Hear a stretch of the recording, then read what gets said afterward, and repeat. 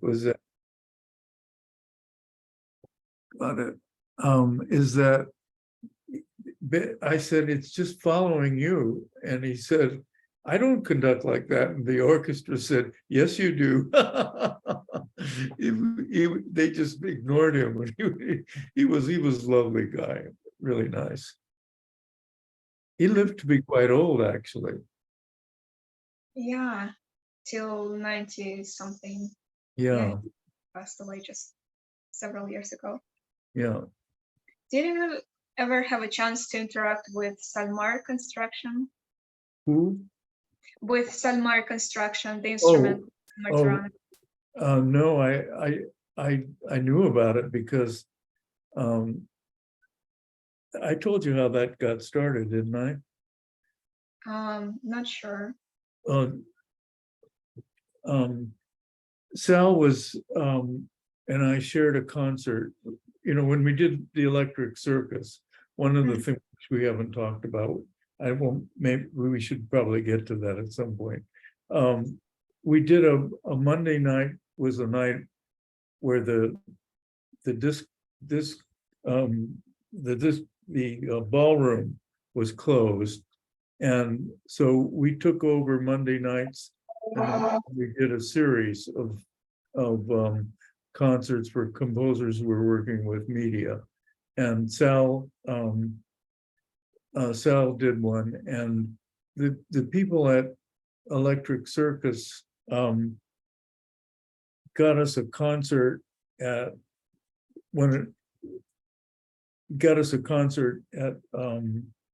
university somewhere, even they were in Boston or somewhere on the East Coast. I can't remember where it was now, but they advertised us as Salvatore, Martirano, and Morton Subotnick from the Electric Circus. Well, the Electric Circus was a big pop place, and everybody knew the Electric Circus, but they didn't know about our concerts.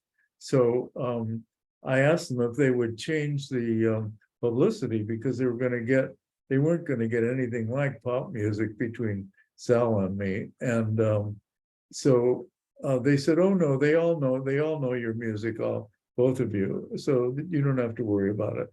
Well, we got there, and they didn't know anything about who we were. They thought we were part of a rock band or something. The place was sold out beforehand, and they had to fill. They got enough people who wanted to come that they made 2 nights. The second night got sold out before we ever got there, and I told the Electric Circus, I said, something's wrong. They're this isn't right. And so when we get there, the concert started. I don't remember. Oh, Sal had done a piece called something about the Gettysburg Address, and he had someone with a gas mask, and the helium was going in, and a microphone. Holloway was his name. The one who performed Politico, I think, was Michael Holloway. Yeah. And so the voice kept going up, squeaking through the microphone, and they had visuals.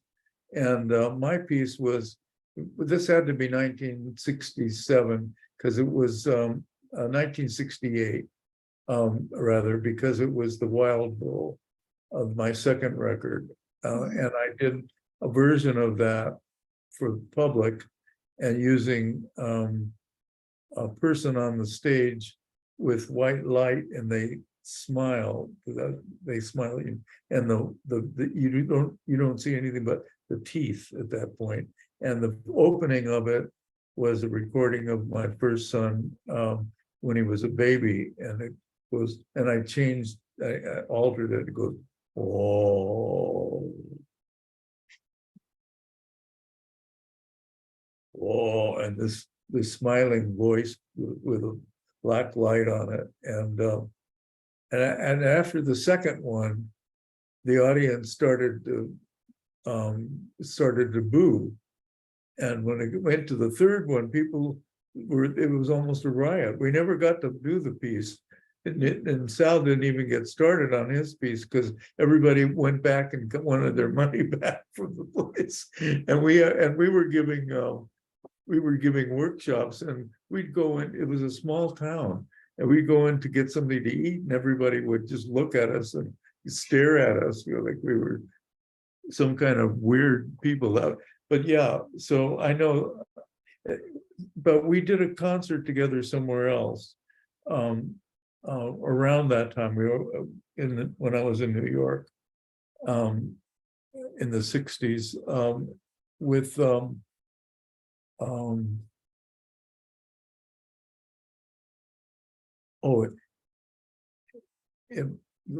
concert was in Buffalo. Now you see, you're getting to Buffalo, and we had we performed it somewhere else. It was another concert with Sal and I were together, and I did this piece with a harpsichord player, and enclosed in a little, the audience was all around, and the harpsichord player was in a room, a sort of a room with scrim as the four walls, so he could be lit, and the performers were all playing cymbals, and they had, there were 4, 5, 6, 7, 7 or 8 of them on the stage, each with a gong, and different parts of the gong had a contact mic on it. And as they played, they made and we recorded, I was processing the harpsichord. You couldn't hear it live, but you could hear it amplified, and they were controlling the amplification and the modification of the harpsichord in 8 speakers around the room. And the speakers were small. If you know the Salmar, they're the polyplanar speakers, and I had them all around the room, so you would hear the music going around the room and everything like that. And when the concert was over, Sal said, would you mind if I steal the polyplanar idea from you? And I said, no.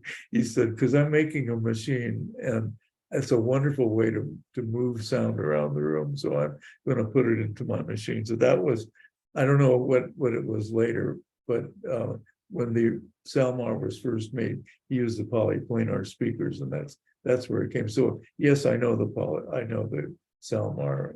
I knew it. I never did anything with it, but I know it quite well. Who's this? Oh, that's me just trying to join from the computer. That's all. Oh, you're back on regular. I see. Okay. Try.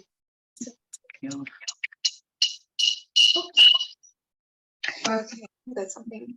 We also did a concert we did part of a festival in Belgium together, and he did was it in 70s sometime? No? Yeah, that was the later. Concert in Belgium. Yeah. Oops.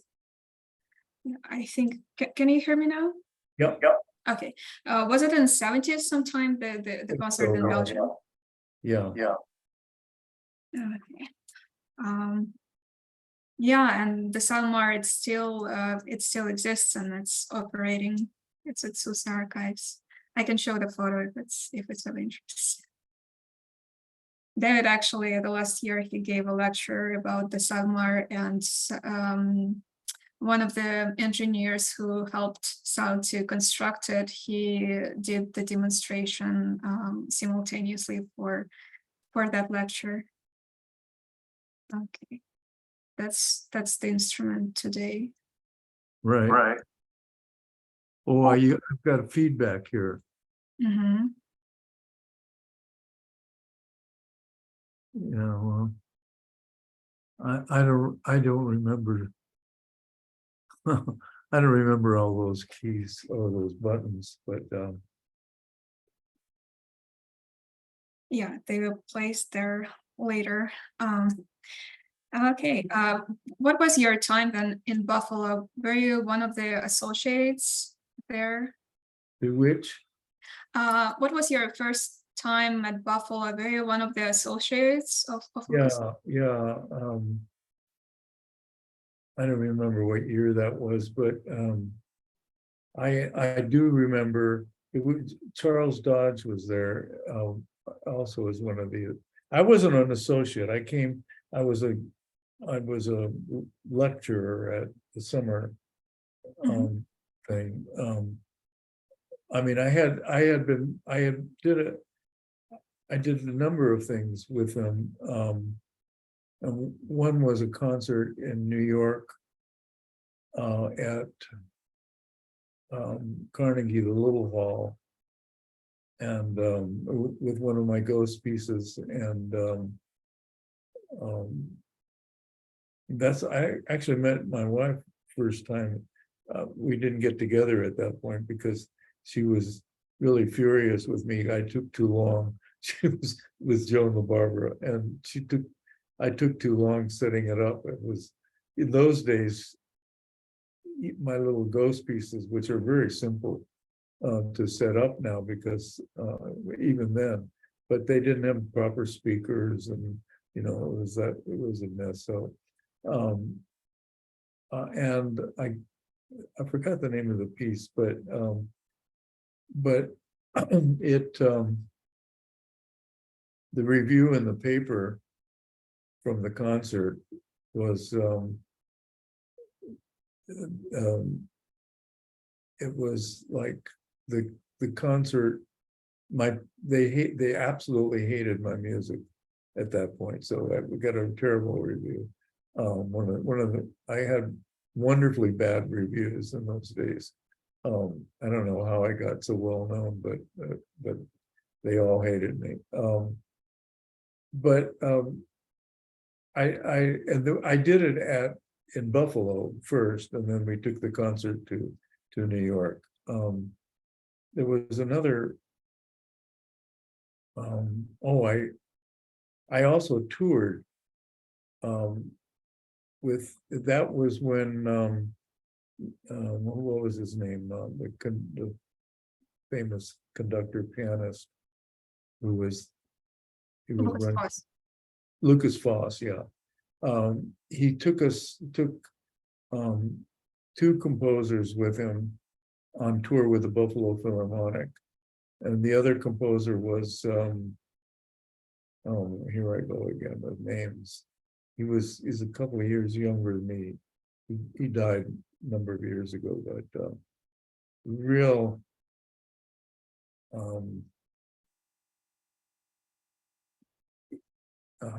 Maybe it will come later. yeah, anyway, we toured with it, and that had to be 1968. I had done Silver Apples of the Moon already, and I took the second part of Silver Apples of the Moon and laminated an orchestra part over it, and he was conducting with that, and we toured with that. So I had a number of experiences with Lusati was there one of the times I was there, but I was never an associate. I never was an associate. I did go back later when they had June in Buffalo, I think it was called, but that was later when Morton Feldman was there. Okay, so traveling to New York, could you? I know it's a complicated thing, but could you, in a nutshell, describe your role in the Electric Circus? Yeah, in a nutshell, 1960. It opened in 1967, I think, probably in the fall, or I'm not sure, but.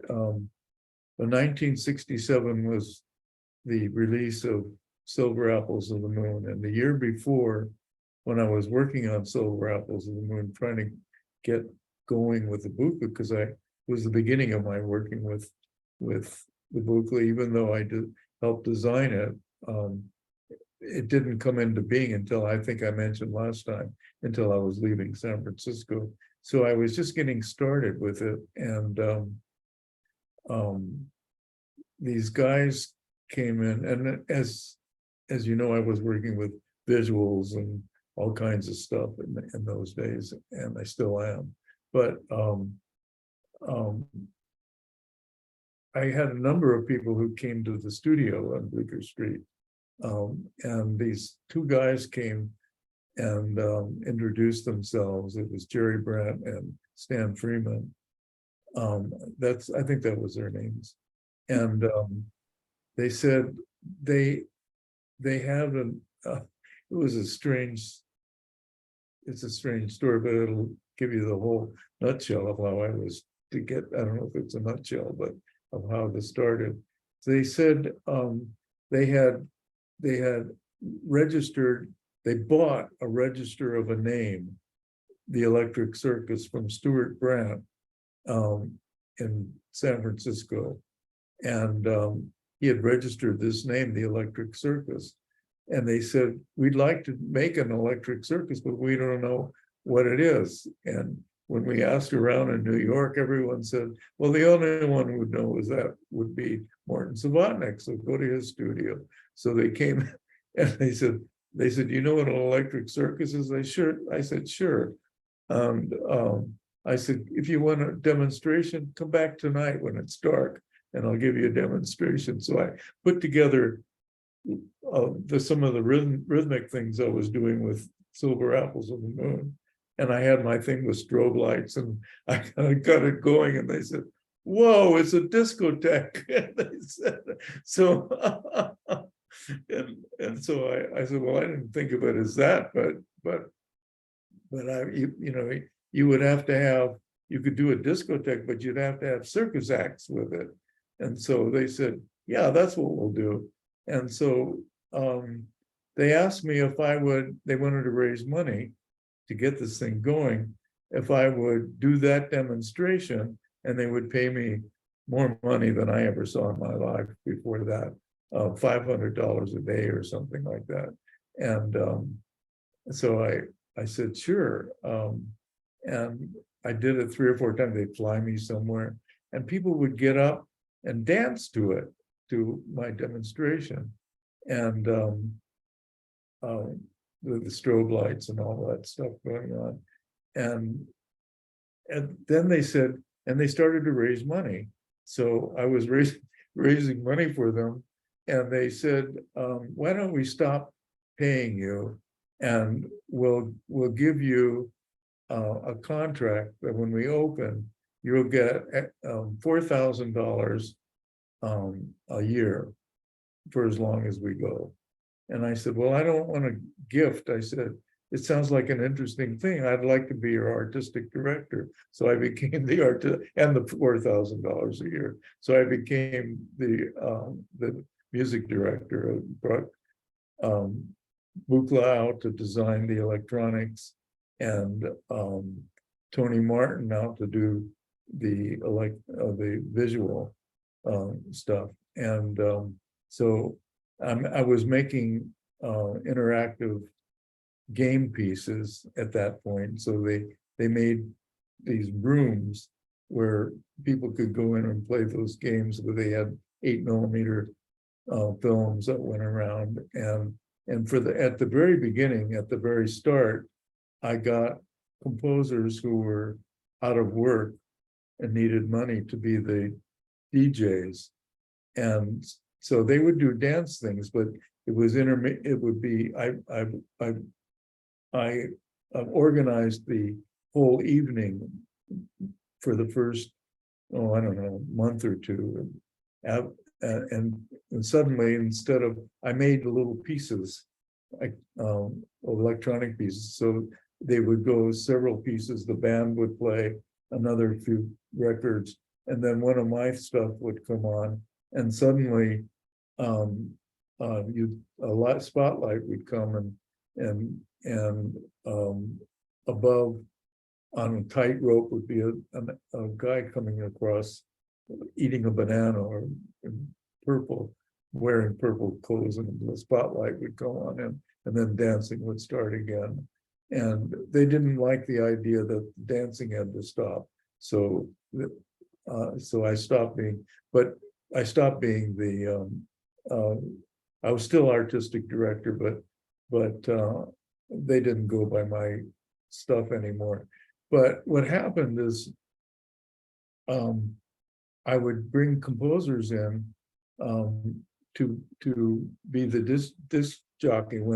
When David Rosenboom came, he was one of the people I sent over to do that. He would go in and do the disc jockey stuff, you know, and so the disc jockeys were all composers for the first year. So that's the nutshell. Well, as far as I'm concerned, as David described it, so there was the Electric Ear series on Monday. That's the Monday evening ones I was talking about, the Electric Ear. Yeah. And all other days, the program, it was more or less like oriented towards popular audience, discotheques and so forth. So the Electric Ear was a separate series. It wasn't connected. We did it at the Electric Circus, but it wasn't part of the Electric Circus. It was programmed. We even have Milton Babbitt there. I had everybody. I was completely open, and we had anyone. We did. It was with media, but it was not. It wasn't popular. I mean, it didn't have the same audience as the Electric Circus. yeah, I was wondering how different it was from like the main program agenda, because as I get the sense from David that the real experimental music took place during that Electric Ear series, and the rest was sort of just for fun. Right, the rest became straight disc jockey. I mean, the straight dance hall in those days. I mean, it was interesting, but it was a different audience, different aesthetic, the whole thing. It only remained the aesthetic that I did for several months, but it turned into, they just wanted to, they used the acts from the circus, and they used my rooms, those rooms, all the way through, because they were people could go in two at a time and to the rooms, but those were not part of that went nightly. I'd even forgotten about it. Someone came a couple of years ago and wanted to know if I had any of the materials, and I still did. So I gave them those. They were doing some research. I gave them copies of some of the stuff. Oh, but I think it was Bob Gluck. Yeah, he was writing about Electric Circus. Oh, you know her. Okay. Yeah. As far as you're concerned, what was the relationship between the Electric Circus and the Intermedia Institute or Automation House? Lathem initiated it, but I wasn't. The Electric Circus was not related at all. I mean, you could make a relationship philosophically, but they weren't related at all. The Monday night concerts of the Electric Ear was related to all that. In fact, Automation House was a union, a famous union lawyer, and that's what Automation House was. But what was her name? Lathem. Yeah, Thais Lathem. Thais was a friend of his, and she said we should do music, and so she was the one who started the Electric Ear, and not choreographed, whatever you call it. She set up the programs at Automation House, so it was directly related to the very closely related to the Monday concerts at the Electric Circus. It was because it was ties from both of them, and they had no relationship whatsoever to the Electric Circus, and the that became a strict. In fact, they got bombed by the Black Panthers at some point. And there was another quick little thing that has to do with David. At a certain point, we did the Electric Christmas at Carnegie Hall, and then there was an Electric Easter after that. But after the Electric Christmas, there was an attempt to tour the Electric Christmas, but I didn't want to go on tour with that. At a certain point around that time, it was right after the Electric Christmas. I did the Electric Christmas, but I didn't do it with Tony Martin, but I didn't do the Electric Easter because right after when they wanted to do a tour, we found out that they had raised money from the Coffee Council of America because teenagers didn't drink enough coffee, and they gave free coffee to and I was, if you can imagine, I was so angry that I was involved with something that would be, advertising something and turning kids into drinking coffee, which was, it's not like poison, but I was really angry, so I quit. And when I quit, they also, for some reason, fired Tony and everybody who was associated with me, and offered, and David was doing some of the disc jockey stuff. I think it must have been right at that time, because he came into the studio one day and said, Tony had just been fired, and he said, they've made me the artistic director. I'm going to take Tony's place. And I said, no, you're not. I said, you don't do that to a friend. You don't take his place when they fire him. Oh, he said, he just thought that was great. He was going to be now. I said, no, that isn't the way it works. So he didn't do it. But that was, he was young.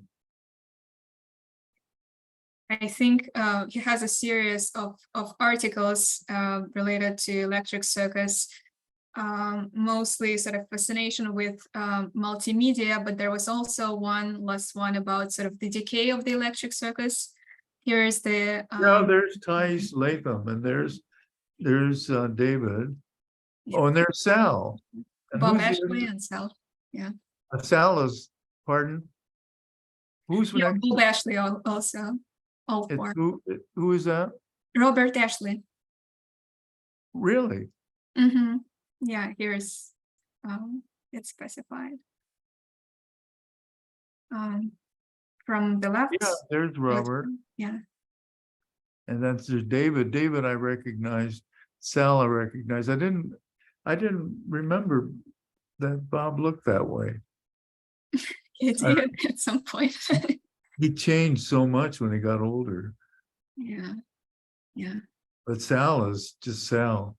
And there's that look, that something in the way David's mouth is, as I said, that is, it's, I don't know if you see it, but there's Thais. Yeah. So yeah, it expresses all this fascination with multimedia, intermedia, and whatever else he got from McLuhan. Yes, yeah. You're doing a good job. Okay, so I think if we can shift to the CEAIT Maybe quite a leap to the future. Mostly just looking through the slides.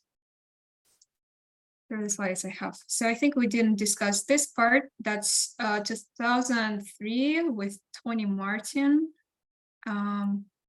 Here's you doing something. Could you recall what event it was? What was the occasion? Oh, we did so many, we did that whole thing at the Santa Monica Cafe. We did a lot of stuff. I've done so many things. I don't know how I had that much energy, but I guess I still do, but not like then. Oh, wait, let's come in closer. I might be able to see what we're doing there. Is that part of CEAIT? Yes, that's 2003. So it was probably when you were not so active teaching at CalArts already. That's a bit later. So I don't know what it is. I worked with Tony regularly, for years. mhm.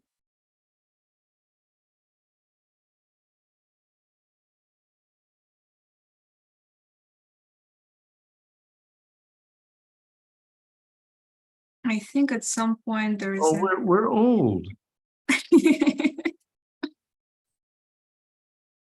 That's 2003, but there's like no details No, about I don't know what it is. It may have been, is that a film? that should be some event, but that's all I know from 2003. So here he has some. When was it?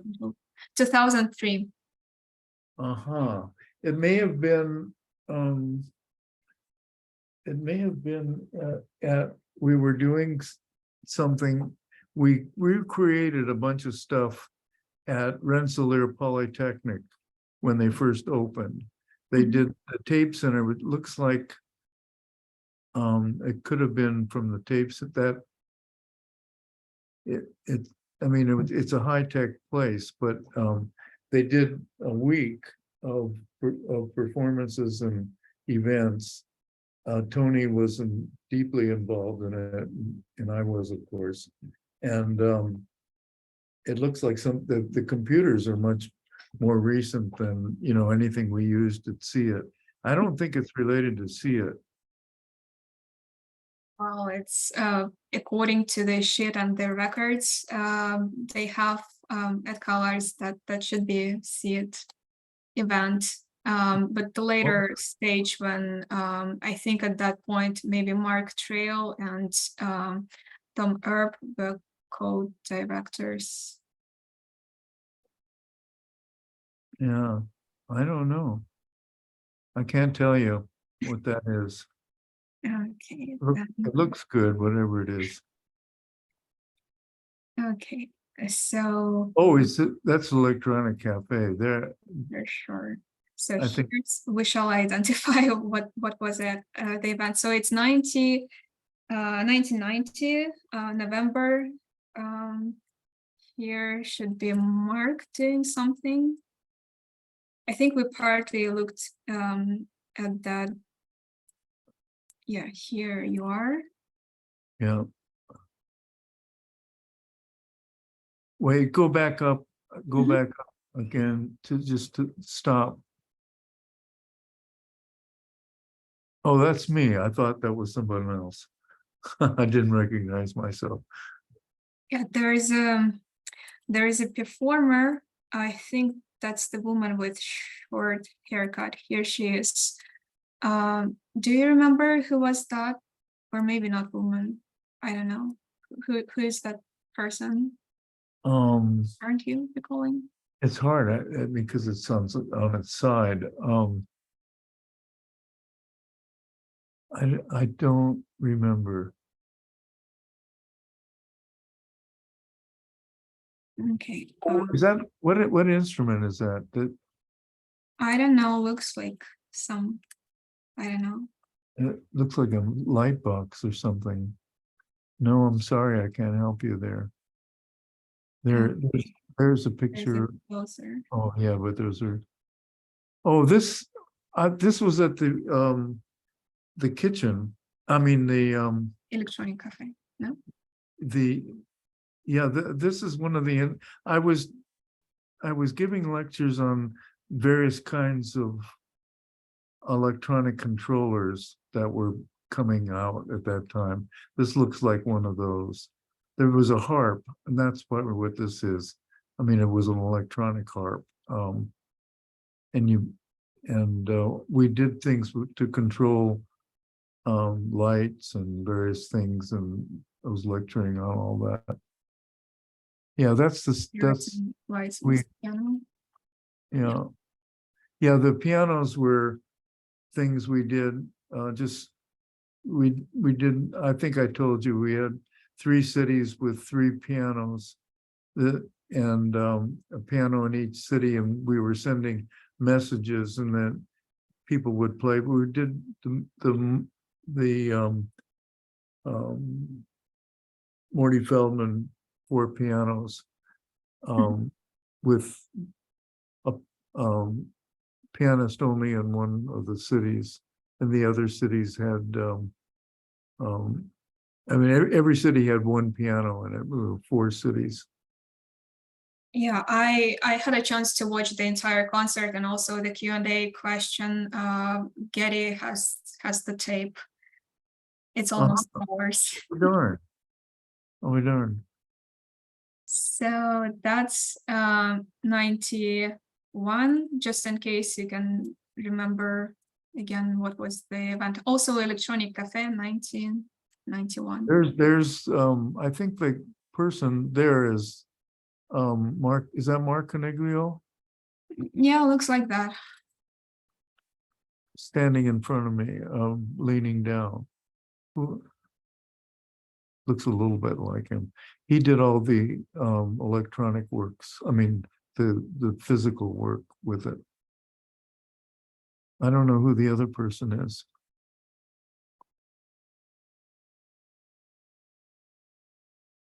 So what you were doing supposedly at this series of 91?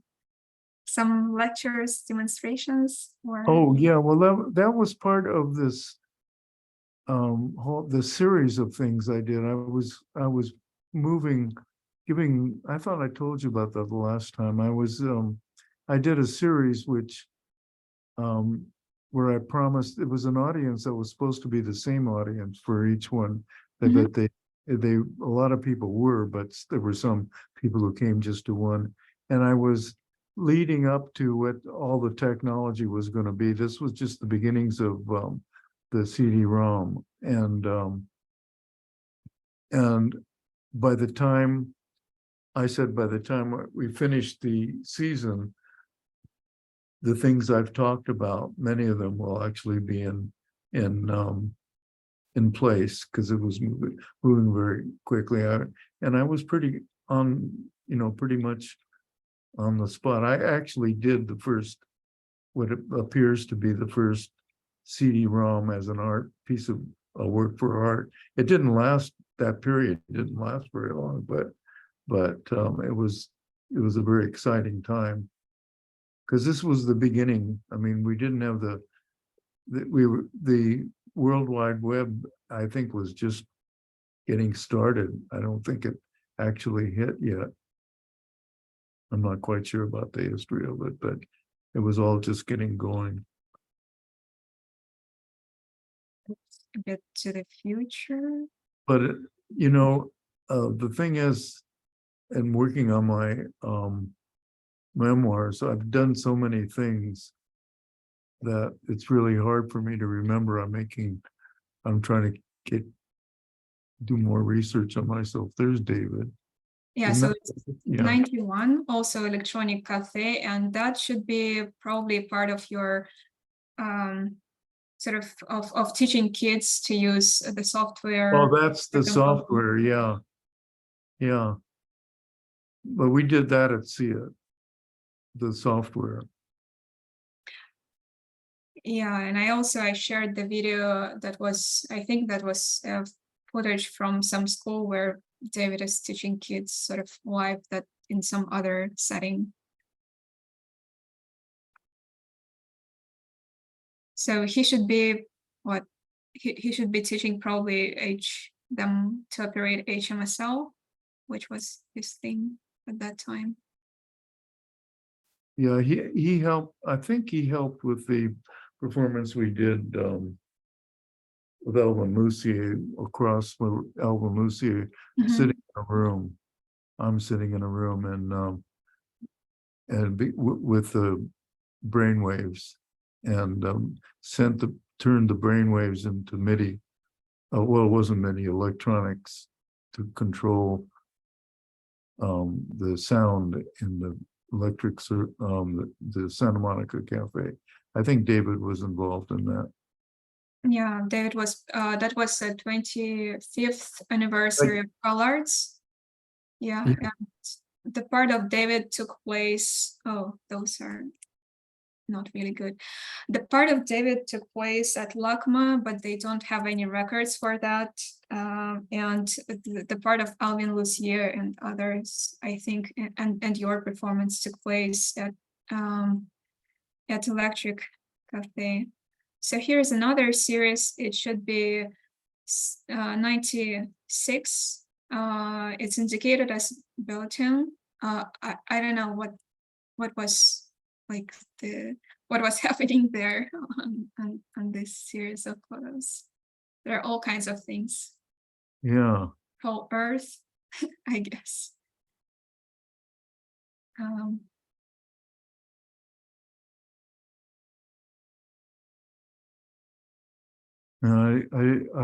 I don't recognize anything. I can hardly recognize myself, let alone now. Yeah, there are many of those, but again, no indication of AR, yeah. what was happening.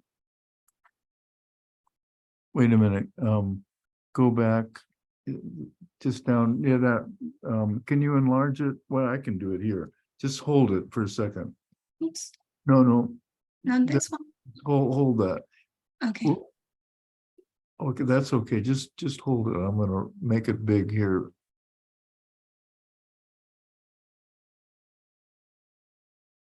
Trying to recognize this person with it, but I'm not quite sure if I'm getting it, but I can't really tell you too much. Okay. Can I move it? Pardon? Yeah, I'm okay. Yeah, so I could only recognize Kid, apparently. Here he is. There is David appearing somewhere, but yeah, I cannot recognize any other people who are featured. Yes, this guy, the person in the dark hair there. I recognize him, but I can't place him, so I can't give you any. I don't know who he is now.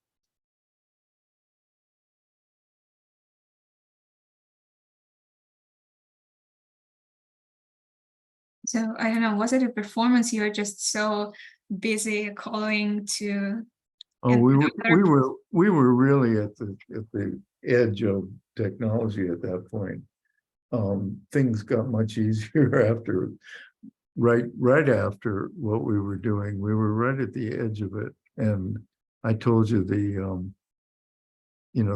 computers, the screens updated one every 15 seconds or something like that. There was nothing like real quick images that were being sent. So here's that same person you couldn't identify. Here's the only featuring of David at David, that. yeah.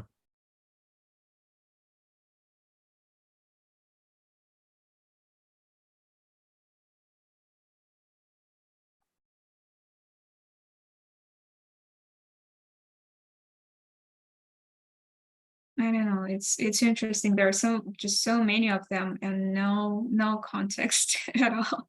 Yeah, No details. wait, go back up. Uh-huh. Let me take a look at this person here.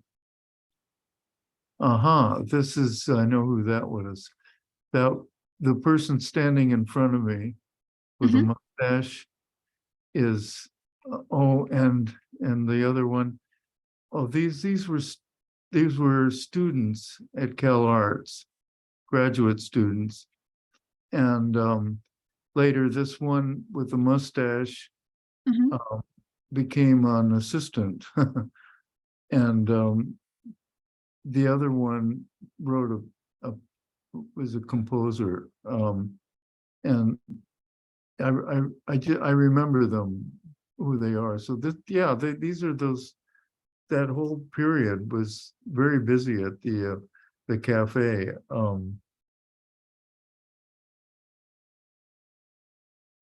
Mostly we were dealing with electronic, as I said, the electronic instruments that were that you waved your hand over, or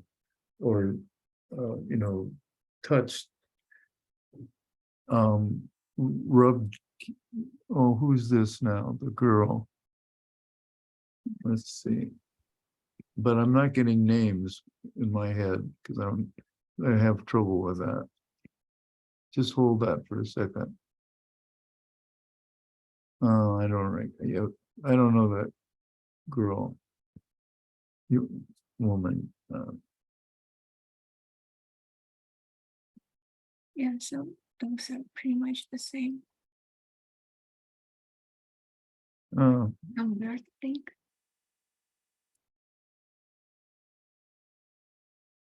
Okay, so that's I think that's pretty much it with slides, but I have another curious document. I will try to find it quickly in case you have heard anything. In 1998, David submitted a proposal on behalf of CEAIT to NASA, Mars proposal. Have you heard anything about it? No, 98. I don't even know what it was in 1998. Let's see. 2000, 1998. I think he recovered it from his old computer, so it looks weird, but that's it. Brief proposal for INAA Mars project. I don't know anything about that. No? I think, I don't know when I stopped going, and I was just, as I mentioned, I think last week, 1998, where was I? 1984. Oh boy.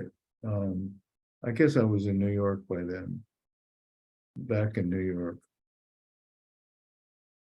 Close. We lived in, we moved to Santa Fe, or New Mexico in 84, and we were there for 17 years. So 1984, 1994. So we were still in Santa Fe at that point. We moved back to New York in around 1984, 94. So around 4 or 5 years, to just almost at the millennium. So I think the sort of finishing and wrapping up question regarding CEAIT, in retrospect, what ideas of CEAIT you find to be visionary and still relevant today? And on the opposite, what you think didn't sustain the test of time, something you envisioned back in the days and that just didn't prove to be relevant, or Well, I think when we first did see it, I mentioned that last time we talked, I was thinking about a research center. And I felt that always, even with we did the Buchla to start with, that we were at the edge of something. And I wanted to participate in that beginnings of it. And so that's why I did this. We were at the beginnings of the multimedia interaction with the machine, the electronics. And it was always that once it gets going, it's going to be taken over by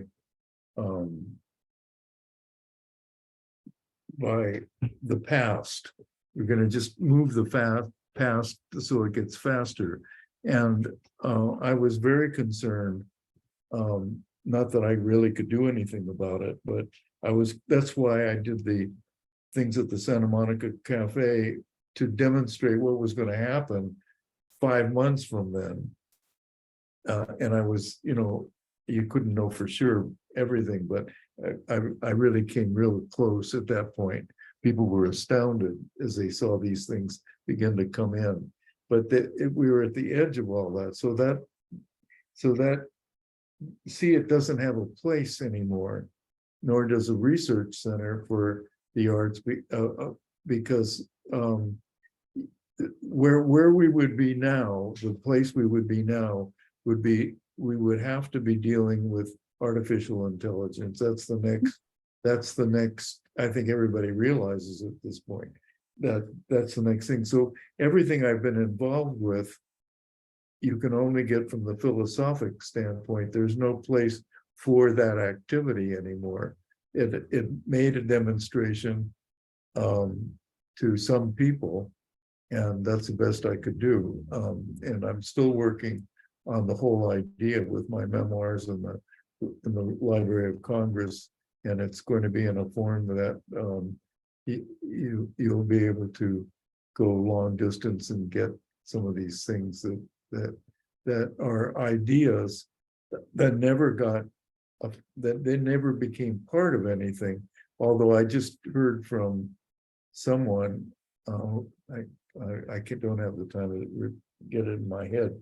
I just heard from someone that it was a concert in Washington, D.C., and a friend of mine called me and said, this group has come, they're young people, they've come with their electronic equipment, and they did a concert sort of dedicated to me, because they had never been students or anything.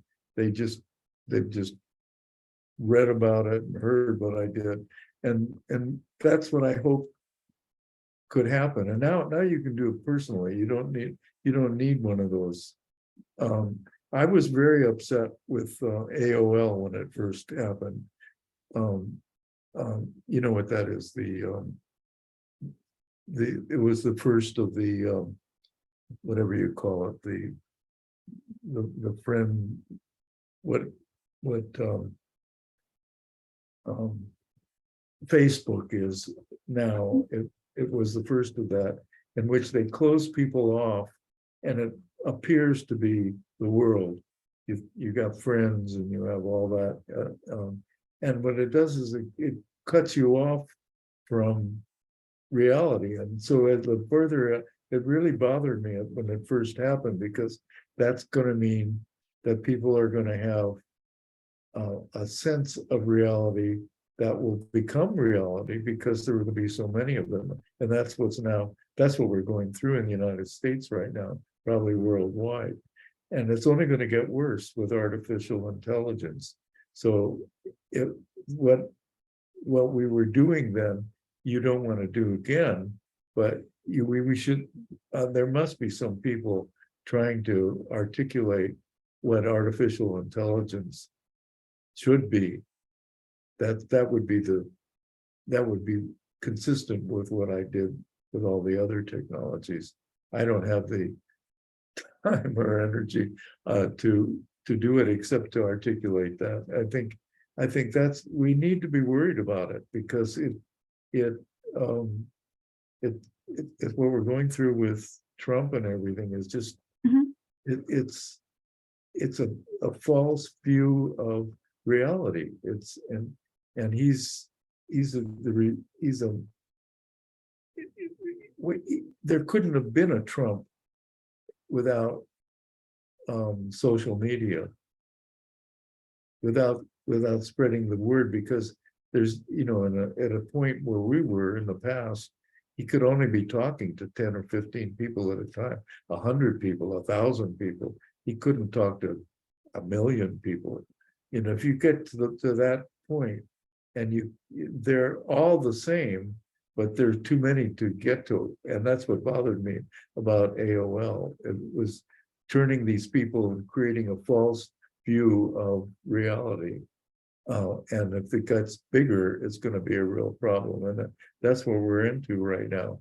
And I don't know if we're going to get out of it. It's really, it's not like the world just gets better and better and better. It just gets different and different and different, and you have to catch all these movements, and they're happening very fast now. And so I don't know. There's nothing that I did except with the idea of why I did it. That's what I'm trying to, say right now, and that's what I'm trying to say, and what I'm leaving it with is the digital thing is the best you can do. But the good thing about it is that I can reach a lot of people. So he can reach a lot of people more than me, but the people I reach, maybe somebody will articulate, like the people I mentioned who got influenced by, they got new ideas from what I had done in the past, and they were doing, it opened doors for them. And that's all you can do. It's the best you can do. But everything I've done, if you just repeat it, it's not doing anything. Yeah, you have to take the idea behind it and go with that. But that's what I'm hoping. I'm adding a lot of that to my memoirs and to this thing I'm doing with the Library of Congress. I think after the teleconcerts in that discussion section, some of the main points that were brought up by the audience members were the issue of the internet control by the government, and you were making the points that you're passing the image in a way that is not regulated. Someone from the audience brings up the question of the anarchy in the internet. And the intervention of the government in passing the image. Another point is the kind of optimism and fascination that now with the internet technology, one may become its own, their own publisher, like an artist primarily. And also I think, the other key point was regarding the universal access to the internet and how we can sort of do together things in distance. And you were anticipating that some qualitatively new kind of music will emerge, again, augmented with telecommunication technology.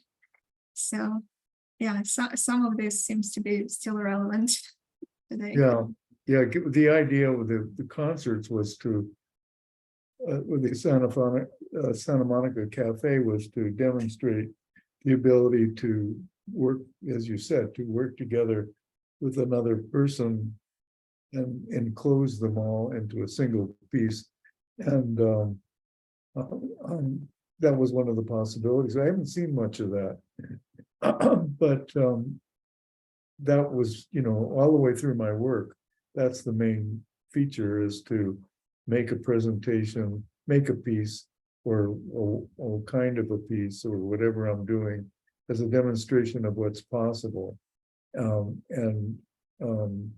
never been in my life pessimistic about the future, but I've certainly become questioning. It's scary right now,